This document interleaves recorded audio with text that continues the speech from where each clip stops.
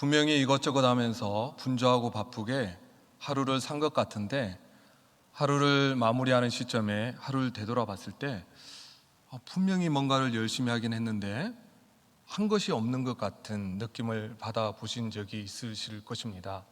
왜냐하면 우리 사람은 분주하고 바쁨 속에 살다 보면 의미와 정말 중요한 것이 무엇인지를 찾고 싶어 하는데, 의미 있지 않은 일을 하면서 보낼 때는 허탈함과 허무감을 느끼기 때문입니다.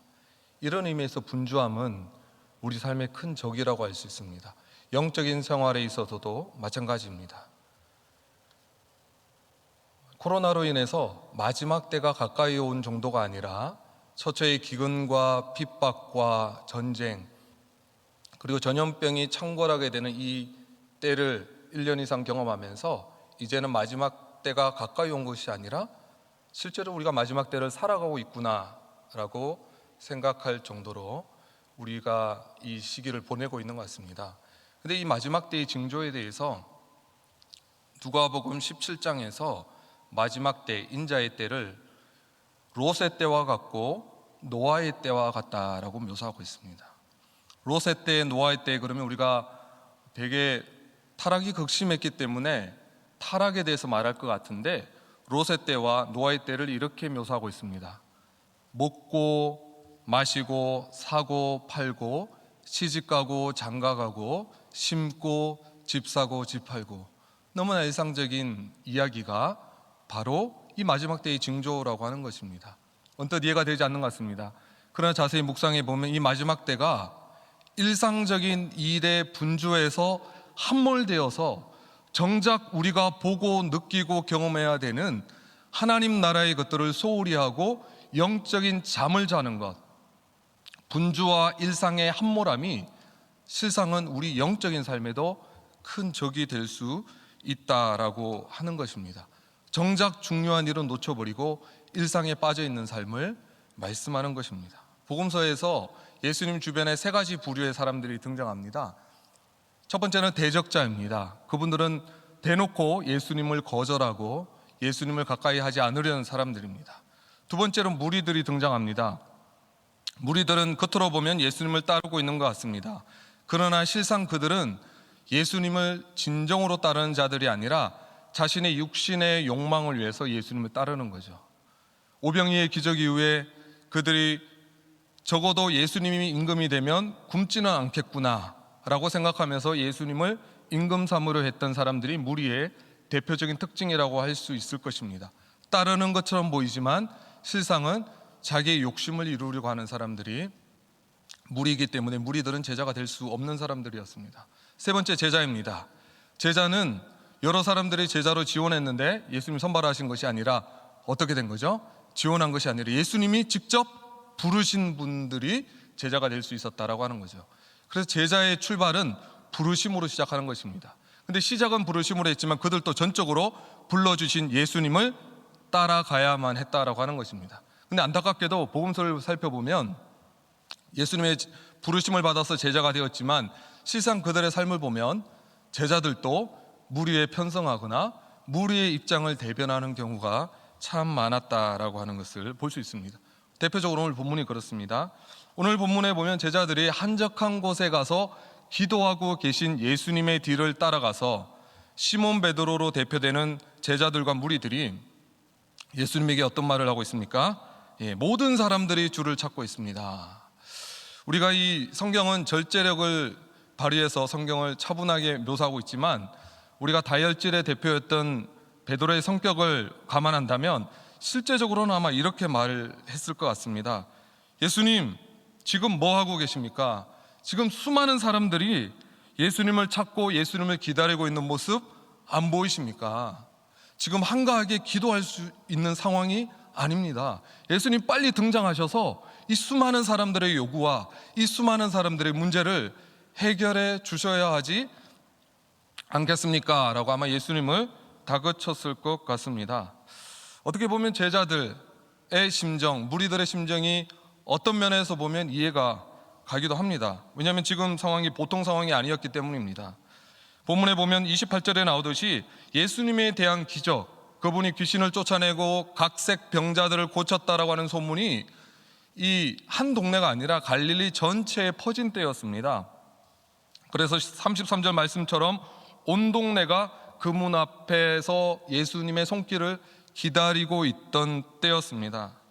여러분, 직접 자신의 눈으로 어제 함께 그 자리에 있었던, 내 옆에 있었던 이웃 사람이 귀신이 쫓아나는 것을 경험했고, 각색 병이 들었던 사람들, 베드로의 장모의 열병이 예수님의 한마디로 치유되는 것을 봤던 사람들이 그 자리에 가만히 있었겠습니까?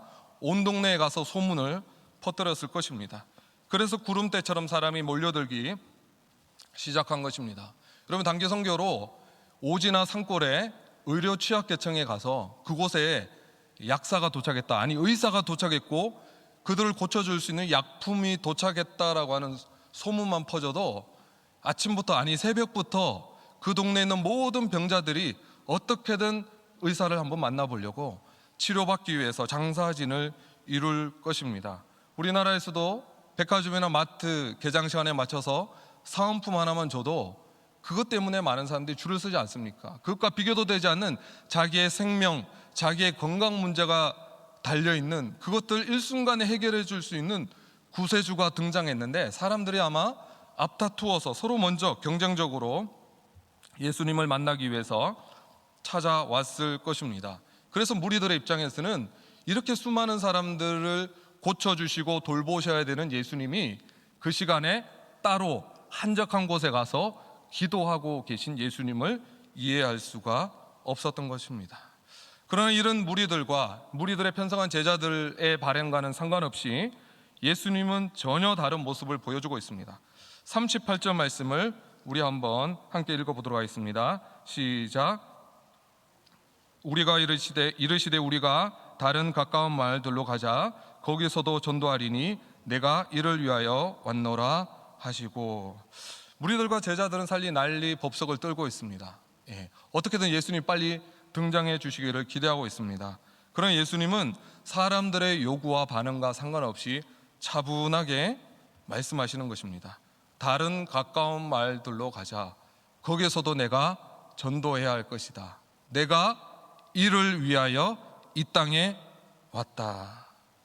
예수님은 사람들의 요구와 사람들의 반응과 상관없이 하나님께서 자신을 이 땅에 보내신 그 목적, 그 부르심, 그리고 하나님의 시간표에 맞추어서 하나님의 때에 따라 예수님 자신의 일을 차분히 진행하셨습니다.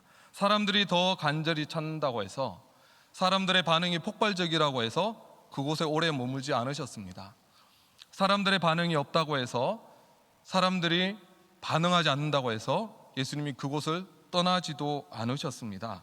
예수님은 사람들의 반응과 상관없이 자신이 이 땅에 오신 그 목적과 하나님의 시간표에 따라서 자신의 사역을 이어나가셨던 것입니다. 본문에는 무리와 제자들 상황 중심적이고 문제 해결을 위해서 자기들의 환경과 상황에 집중이 되어서 사람들의 필요가 있으니 예수님 이렇게 해주셔야 됩니다라고 생각하는 상황 중심적인 사람들과, 그것과는 전혀 상관없이 하나님이 나를 이 땅에 보내신 이유와 목적이 있으니 그 목적을 하나님의 때에 이루어야 되겠다라고 부르심의 길을 걸어가셨던 이 예수님과 무리들이 극명하게 대조되고 있는 것입니다. 여러분, 성경에, 특별히 구약 성경에 무리들의 요구에 편성해서 자신의 부르심을 망각해버린, 상황에 함몰되어버린 유명한 한 사람이 등장합니다. 바로 이스라엘의 초대 왕 사울입니다. 처음에 그는 참 겸손했던 왕이었던 것 같습니다. 감히 자기가 어떻게 왕이 될 수 있냐라고 고사했던 그 겸손했던 사울 왕이 이 두 가지 사건 때문에 결정적으로 버림을 받게 됩니다. 사울이 왜 버림을 받았는지 아십니까? 첫 번째는 이 블레셋과 전쟁이 시작됐습니다. 그런데 이 세 가지가 자신의 마음을 다급하게 한 거죠. 사무엘이 와서 제사를 드려줘야 되는데 정해진 때가 되도록 사무엘이 오지 않는 것입니다. 그런데 지금 상황은 어떻습니까? 자신이 통솔하고 있는 이스라엘 백성들은 동요되고 있습니다. 그리고 더 무서운 것은 적들은 더 요동하면서 자기를 공격하려고 하는 것이죠. 그래서 이 대적은 너무 위험해 보이고 사람들은 동요하고 사무엘은 오지 않고 그래서 사울은 부득이하여 선을 넘어버렸습니다. 어떤 선을 넘어버렸죠? 자기가 제사장에만 주어졌던 제사를 집례하는 실수, 죄를 범해버렸다라고 하는 것입니다. 급박한 상황, 사람들의 요구, 부득이하여 어쩔 수 없이 그럴 수밖에 없었다라고 핑계대고 있습니다. 그는 상황에 함몰되어서 사람들의 시선이 무서워서 두려워서 하나님의 질서, 거룩한 하나님 나라의 백성으로서의 부르심, 이런 것들은 자신의 마음속에 안중에도 없었던 것입니다. 사울이 왕의 자격을 박탈당하고 하나님께 버림당했던 두 번째 결정적인 이유는 하나님께서 사무엘 선지자를 통해서 어떻게 말씀하셨습니까? 아말렉은 씨를 말리지 않고 철저하게 진멸하라고 말씀했습니다. 근데 그 말씀에 불순종했죠. 근데 그때 사울이 자신의 입으로 이렇게 말합니다. 사무엘상 15장 24절에 이런 말씀을 합니다. 내가 백성을 두려워하여 그들의 말을 청종하였습니다. 자신의 말로 고백하는 거죠. 백성이 두려워서. 사무엘이 하나님께서 불순종했기 때문에 당신을 버렸습니다라고 말을 하는데, 이때 회개하기는커녕 이렇게 말합니다. 내가 범죄하였을지라도 이제 청하옵나니 내 백성의 장로들 앞과 이스라엘 앞에서는 나를 높이사. 무엇입니까? 버림받는 그 순간에라도 하나님 생각, 부르심 생각하는 것이 아니라 사람들 앞에서의 자기 위신, 사람들 앞에서의 체면, 사람들이 나를 어떻게 바라볼까, 여기에 자신의 관심이 집중되어 있었다라고 하는 것입니다. 선택받은 이스라엘의 거룩한 왕으로서 그들을 대표한다라고 하는 부르심은 온데간데 사라지고 말았다라고 하는 것입니다. 그가 왕으로 버림받은 것은 부르심대로 살지 않고 상황에 함몰되어 사람들을 두려워했기 때문에 그는 버림받은 것입니다. 사람들이 나를 어떻게 바라볼까, 상황에 함몰되었을 때 그것에 사로잡히는 순간 철저하게 인간 중심적으로 변하게 되고 하나님이 쓰실 수 없는 사람이 되어 버린 것입니다. 반대로 소명과 부르심에 반응하여 상황과 환경을 뛰어넘어서 돌파했던 하나님의 사람들도 등장합니다. 바로 느헤미야입니다. 느헤미야는 포로로 잡혀간 자로 왕의 술 맡은 관원에 이를 정도의 입지전적인 인물이었습니다. 포로로 잡혀가서 왕의 최측근에서 왕의 식물을 공급하는 술 맡은 관원장이 되었으니 인간적인 관점에서 보면 출세했다고 볼 수 있을 것입니다. 그러나 그 어려운 시기에 이제 왕의 술 맡은 관원장이 되었으니 이제 안정적이고 평안하게 잘 살았으면 좋겠다라고 생각하지 않았습니다. 왜냐하면 그것이 자신의 부르심이 아니라고 하는 것을 느헤미야는 알고 있었기 때문입니다. 그래서 인간적으로 보면 아무것도 부족함이 없는 그 상황 속에서 소식이 들려옵니다.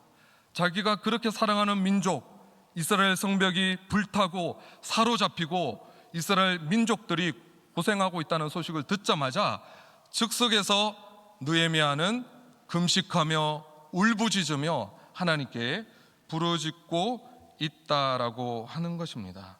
그는 부르심이 있었기 때문에 술 맡은 관원장에 오른 자기의 상황마저도 부르심을 위해서 사용할 수가 있었다라고 하는 것입니다. 다윗도 부르심이라고 하는 관점에서 보면 이 이야기가 참 좋습니다. 그가 부르심의 사람이었기 때문에 매사에 하나님의 마음을 합한 자로 하나님의 뜻을 물으면서 살아갈 수 있었습니다. 사실 다윗의 하나님의 사람됨이라고 하는 것은 그가 골리앗을 무너뜨리고 승승장구하고 가는 곳마다 승리했던 그 시기가 아니라 고난의 시기, 핍박의 시기에 그가 진짜 하나님의 사람이라고 하는 것이 더 확연하게 드러납니다. 대표적인 사건이 있습니다. 바로 사울에게 쫓기던 그 시절에 몇 번이나 발을 가리러 들어왔던 동굴에서 사울을 해할 수 있는 기회가 있었습니다. 만약 다윗이 상황 중심적으로 살았다면 기도 응답이 드디어 성취되었구나, 나의 원수를 하나님께서 내 수중에 맡겨두었구나 라고 사울을 가만두었겠습니까? 그러나 자신의 부하가 해하려고 하자마자 어떻게 말을 하죠? 하나님께서 기름 부음 받은 자를 내가 해할 수 없다. 그 옷자락 조금 벤 것도 가슴 아파하던 다윗이었다라고 하는 거죠. 상황이 아무리 자신에게 유리하게 보여도 하나님의 주권 아래 있다라고 하는 것을 알았기 때문에 다윗은 그렇지 않을 수 있다라고 하는 것입니다. 후에 왕이 된 후에 압살롬의 반역으로 눈물로 신하들과 함께 예루살렘 궁을 떠날 때도 다윗이 정말 부르심의 사람이었다라고 하는 것이 그대로 드러납니다. 어떤 일입니까? 시므이라고 하는 사람이 계속해서 다윗에게 돌을 던지면서 저주를 퍼붓습니다. 근데 다윗은 복수하려고 하지 않습니다. 감정에 휩싸이지 않습니다. 자신의 부하 중에 하나가 칼로 그냥 목을 베려고 할 때 다윗이 어떤 말을 하는지 아십니까? 내 몸에서 난 내 아들도 나를 배반하거든 이 베냐민 사람이라 하나님께서 그에게 명령한 것이니 내버려 두라. 다윗은 상황에 반응하지 않았습니다. 다윗은 부르심에 따라서 살았기 때문에 하나님의 마음에 합한 자가 될 수 있었다라고 하는 것입니다. 그럼 오늘 본문으로 돌아와서 우리 주님께서 사람들의 요구나 상황에 휘둘리지 아니하고 부르심과 소명에 따라서 살아간 비결이 뭘까요?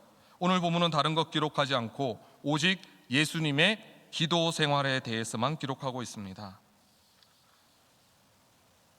부르심대로 살아가기 위해서, 부르심의 사람이 되기 위해서는 기도의 사람이 되어야 한다라고 하는 것을 우리에게 가르쳐 주고 있다라고 하는 것입니다. 여러분, 느헤미야가 그 예루살렘 성벽이 회파되었다라고 하는 소식을 듣자마자 그 자리에 앉아서 옷을 찢고 금식기도 할 수 있었다라고 하는 것은 평소에 그가 나라와 민족과 특히 사로잡힌 자신의 민족을 위해서 눈물로 기도하는 사람이 아니었으면 그 얘기를 듣자마자 그 자리에 주저앉아서 기도할 수가 없을 것입니다. 그의 기도 생활이 얼마나 꾸준했고 평소에 그가 기도하는 삶을 살았다라고 하는 것을 보여주는 증거입니다. 느헤미야 2장에 그가 이제 얼굴에 수색에 근심이 있을 때 왕이 불러서 너 왜 그러냐 물었을 때 하늘의 하나님께 묵도하고 대답을 합니다. 무엇입니까? 절박한 그 순간에, 상황에 함몰되어질 수 있는 그 순간에 기도의 순발력을 발휘해서 기도했다라고 하는 것은 그가 얼마나 수시로 자주 기도하는 삶을 살았는지를 보여주는 거죠. 다니엘을 보시기 바랍니다. 나라가 바뀌어도 여전히 총리 자리에 올랐던 탁월한 정치가였지만 그의 부르심은 이방 나라에서 출세하고 왕을 돕는 총리가 되는데 있지 않았습니다. 그래서 무엇을 통해서 그렇게 알 수 있습니까? 자기가 늘 그랬던 것처럼 하루에 3번씩 창문을 열고 이스라엘의 성전이 있는 그곳을 향해 기도하는 것을 신하들이 보고해서 자기가 사자굴에 던져질 수 있다라고 하는 것을 알면서도 여전히 하루에 3번씩 창문을 열고 성전을 향해 기도했다라고 하는 거죠. 갑자기 쇼를 벌인 걸까요? 아닙니다. 평소에 꾸준히 오랫동안 3번씩 하나님 나라를 위해서 자신의 부르심과 소명을 이루기 위해서 기도하는 삶을 살았기 때문에 그 기도하는 삶을 왕의 명령이 있다고 해도 포기할 수가 없었다라고 하는 것입니다. 우리 예수님도 사람들의 요구가 절정에 이르고 그의 사역이 절정에 이르러서 더 사역을 열심히 해야 될 것 같은 상황적 요구가 있었지만 자신을 기도의 삶에 헌신함으로써 자기를 따르고 있는 제자들에게 보여준 거죠. 부르심을 이루기 위해서 기도 생활이 얼마나 중요한지 몸으로 보여주신 것입니다. 그럼 우리가 이런 질문을 할 수 있을 것입니다.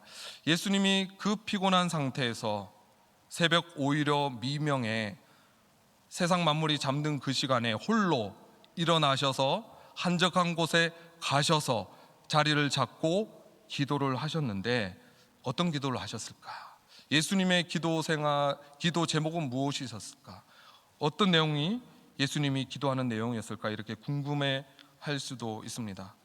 직접 말씀해 주지는 않지만 38절 말씀을 통해서 예수님의 기도 생활에 대해서 우리가 2가지를 유추해 볼 수가 있습니다. 첫 번째는 예수님에게 있어서 기도의 자리는 문제 해결을 위한 자리가 아니라 하나님과의 관계를 위한 자리였다는 것입니다. 예수님이 우리처럼 능력이 없으셔서 기도하지 않으면 능력이 없으셔서 능력을 받기 위해서 그 자리에 갔다고 여겨지지가 않습니다. 그 자리는 하나님과 만나서 교제하는 자리, 친밀함의 자리, 하나님과 연합을 확인하는 자리가 되었을 것입니다. 예수님이 기도의 자리에 나아가서 일어났던 이 일들을 오늘 본문 마가복음 1장 앞부분에 1장 10절과 11절 말씀을 통해서 유추해 볼 수가 있습니다. 공생애를 시작하시기 직전에 성령님이 비둘기같이 임하시고 하늘에서 성부 하나님의 음성이 납니다. 어떤 음성이 들립니까? 이는 내 사랑하는 아들이요 내 기뻐하는 자라. 여러분, 이 음성이 언제 들린지 아십니까? 공생애를 다 마쳤으니까 잘하였도다 충성되고 착한 내 아들아 잘했다, 이게 아니에요. 공생애를 시작하시기 직전에 예수님이 모르셔서 그걸 알려주셔야만 하셨을까요? 아니죠. 알고 계셨지만 확인시켜 주시는 거죠. 왜?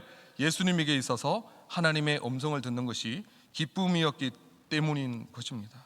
여러분, 영원 전부터 함께 하셨던 내 사랑하는 아버지께서 너의 있는 모습 그대로 존재 그 자체로 내 아들이고 그 자체로 기쁨을 받는다라고 하는 사실을 예수님이 사역을 시작하기 전에 직접 보여주심으로 우리에게 주시는 메시지가 뭘까요? 우리의 기도 생활도 무언가를 얻어내고 타내고 간구하기 이전에 기도 자체가 성부 하나님의 음성을 듣는 자리가 되어야 된다는 거죠. 어떤 음성을 들어야 되겠습니까? 너는 내 사랑하는 아들이요 딸이라.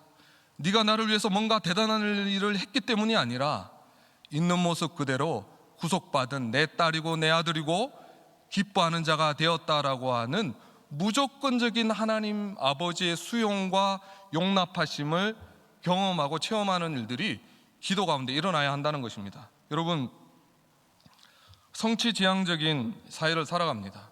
조건적인 사회를 살아가죠. 네가 어떤 능력을 갖췄기 때문에, 네가 일을 잘했기 때문에 칭찬받을 만하다라고 경쟁 중심적인 시대를 살아가고 있다라고 하는 거죠. 그래서 어떤 일을 합니까? 내가 누군가라고 하는 정체성을 결정하는 것도 내면에서 결정되는 것이 아니라 사회가 나를 어떻게 바라보는가, 사람들이 나를 어떻게 바라보는가, 이 시선에서 자유로울 수 있는 사람이 없다라고 하는 거죠. 그래서 일이 분주해지고 사람들과의 관계가 힘들어지고 상황적 압박이 생겨서 사울처럼 급박한 상황이 되면 어떤 일이 생겨나죠? 스트레스를 받고 너무 힘들어하는 거죠. 사실 사울은 그때 어디 나가서야 됩니까? 기도의 자리에 나가야 됐다는 거죠. 기도의 자리에 가서 뭘 해야 되겠습니까? 내 기도 제목을 쏟아내는 것도 중요하겠지만 하나님 아버지의 이름을 불러보시기 바랍니다. 뭡니까? 사랑하는 하나님과 나와의 관계를 확인하는 것입니다. 나 같은 자녀를, 나 같은 죄인을 불러주셔서 용서하여 주시고 자녀 삼아 주신 하나님 아버지의 얼마나 크신 은혜인가, 그 관계를 확인하는 것입니다. 내가 무엇을 잘했기 때문이 아니라, 구원받을 만한 자격과 조건이 있어서가 아니라 거저 나를 자녀 삼아 주신 하나님의 은혜를 다시 경험하는 것입니다. 여러분, 우리는 너무나 경쟁 중심적이고 조건적인 사회를 살아가기 때문에 수시로 기도의 자리로 나가서 내가 그저 용서받은 사람이라고 하는 사실을, 내가 하나님의 자녀가 되었다라고 하는 사실을 수시로 매일매일 기억하지 않으면요, 우리도 여전히 조건 중심적으로 상황에 함몰되어서 살아갈 수 밖에 없는 것입니다. 여러분, 기도의 자리로 가서 여러분 첫 번째로 해야 되는 것은 다른 것이 아니라 하나님 아버지라고 부를 수 있는 이 자녀의 권세가 얼마나 대단한 것인가, 이 자녀의 정체성, 그것이 부르심을 이루는 첫 번째 길이 된다라고 하는 것입니다. 두 번째는, 기도는 나의 구체적인 부르심의 현장이 어딘지를 확인하는 시간이 될 수 있다라고 하는 것입니다. 기도하시고 난 다음에 바로 예수님이 하신 말씀이 이것입니다. 다른 가까운 마을들로 가자. 자신의 구체적인 사역의 대상과 장소에 대해서 말씀하신 것입니다. 여러분, 기도하는 사람은 나의 부르심이 무엇인지를 알고 그 부르심대로 살아갈 수 있는 힘과 능력이 주어집니다. 여러분, 모든 성도에게는 부르심이 있습니다. 우리가 부르심 그러면 초상적이고 막연하게 목사님들이나 선교사님들처럼 전임 사역자로의 부르심만 부르심이다, 소명이다 라고 생각하기 쉽지만 그렇지 않습니다.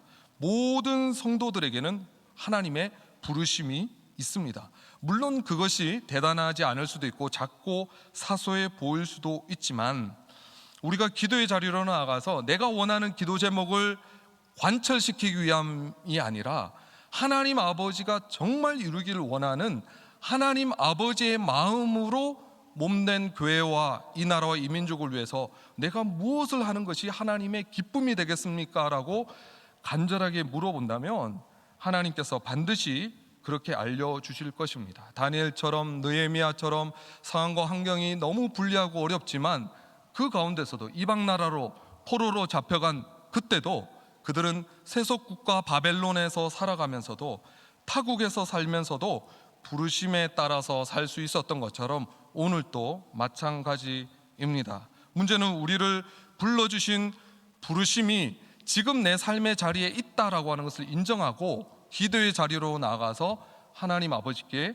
물어보느냐라고 하는 것입니다.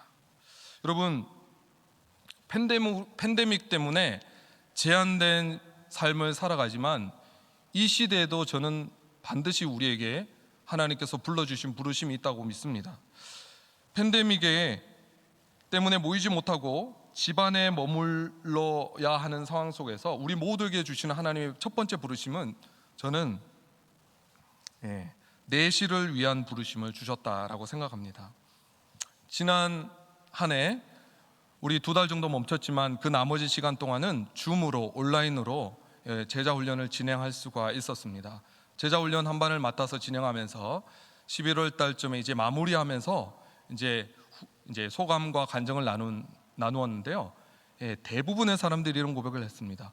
오히려 코로나 시즌이었기 때문에 직장이 바쁘지 않았고 만날 사람을 못 만났고 해야 될 일을 하지 않아도 됐기 때문에 훨씬 더 제자 훈련을 받기에 좋았다라고 믿음의 고백을 하는 것을 보았습니다. 여러분, 제한된 사회적 거리두기가 오히려 주님께 집중하고 더 말씀을 보고 기도할 수 있는 시간이 될 수 있었다라고 하는 것입니다. 학교가 휴업하게 되면서 우리 성도님들 중에는 맞벌이인 자녀들을 둔 경우에는 맞벌이 부부가 일을 해야 되니까 갑작스럽게 할아버지 할머니가 손주들을 맡아서 봐야 되는 상황에 처했던 분들이 많았습니다. 근데 그분들이 이런 고백을 하는 것을 들은 적이 있습니다. 물론 하루 세 끼를 차려주는 것이 너무 힘들고 그 친구들 장단 맞추는 것이 어렵기는 했지만 그래도 아침에 그 친구들을 깨워서 손 얹어서 기도해주고 하나님 말씀 읽어주고 또 잘 때도 기도해주고 하나님 성경 말씀 들려주고 이러면서 사랑하는 손주들에게 하나님의 말씀을 가르칠 수 있었고 사랑하는 손주들에게 직접 내가 내 신앙을 전수해 줄 수 있는 시간이 있었기 때문에 너무너무 감사했다라고 고백하는 것을 들은 적이 있습니다. 여러분, 부르심이 있으면요, 상황이 불리하고 지루해 보이고 어떻게 보면 내가 왜 이 시즌에 이 어려운 일을 해야 되나라고 불평하고 원망할 수 있지만 내가 어떤 상황 가운데 처하더라도 하나님께서 나를 이 자리에 두심으로써 하나님이 나에게 이루고자 하시는 하나님의 부르심이 뭘까라고 기도하며 물어보는 사람은요, 그 현실 속에서도 비록 내가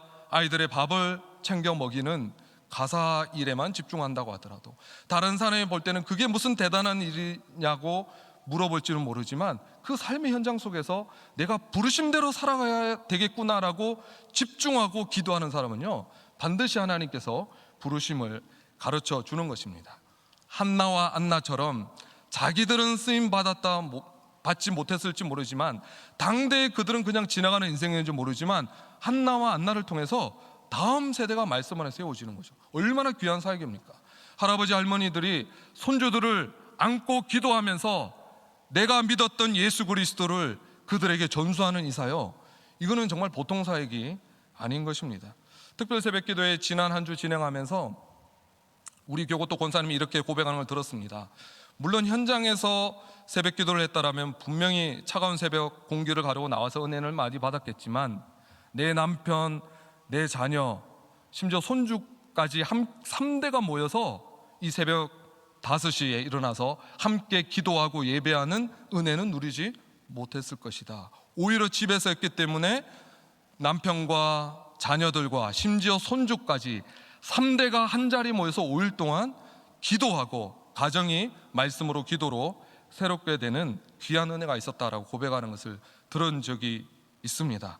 여러분, 여러분이 처한 삶의 현장이 어떤지 저는 알지 못하지만 한 가지 확실한 것은 여러분을 하나님의 자녀로 불러주셨다면 여러분의 삶의 자리에 분명히 하나님의 부르심이 있다라고 하는 것입니다. 예수님의 부르심은 전도였습니다. 사람을 세우는 것이었습니다. 그 부르심 때문에 새벽에 기도하시고 하나님의 시간표에 따라서 움직이는 부르심의 삶을 사셨습니다. 코로나로 인해서 제한된 이 시기를 어렵고 힘들다라고만 생각하지 마시고 이제는 내실을 다지는 기회로 삼으시기 바랍니다. 가정을 돌아보는 기회, 나 자신을 돌아보는 기회로 삼으시기 바랍니다. 무엇보다도 온가족 가정예배도 수요일에 드리지 않습니까? 불신자 남편을 주님께로 이끄시는 조로의 기회가 왔다라고 생각하십시오. 이제 예전에는 교회 데려오기가 너무너무 힘들었지만 그냥 남편과 같이 예배를 드리는 거죠. 그동안 소홀했던, 어렸을 때는 교회 다녔지만 지금은 잠깐 쉬고 있는 자녀들에게 예배를 가르치고 신앙을 전수하는 기회에 삼으시기 바랍니다. 손주들에게 하나님의 말씀을 가르치는 기회를 삼으시기 바랍니다. 무엇보다도 그동안 너무 바쁘고 분주해서 세상살이에 바빠서 하지 못했던 기도 생활, 말씀 생활, 주님과 더 가까이 나가는 이 신앙생활을 본질을 회복하는 시간을 삼으시기 바랍니다. 코로나라고 하는 폭풍이 지나가면서 타작마당에 바람이 분 것 같습니다. 어떤 일을 합니까? 알곡은 떨어지고 쭉정이는 날아가는 거죠. 여러분이 알고 계시라면 여러분의 믿음이 훨씬 더 견고해질 수 있는 기회가 되는 것입니다. 기회를 사시기 바랍니다. 이 시간들 유익하게 보내시고 이 시간들을 통해서 부르심을 발견하시는 저와 여러분 되시기를 주의 이름으로 축복합니다. 기도하겠습니다. 살아계신 아버지 하나님, 우리가 무엇이간데 우리를 구속하여 주시고 자녀 삼아 주시고 은혜를 허락해 주셨습니까? 하나님께서 부어주신 그 은혜에 따라서 우리를 부르심의 현장 속으로 불러주신 줄 믿습니다. 내 가정과 내 직장터와 내 삶의 현장 속에서 부르심의 삶을 살아낼 수 있는 은혜를 허락하여 주시옵소서. 감사드리며 예수 그리스도의 이름으로 기도하옵나이다.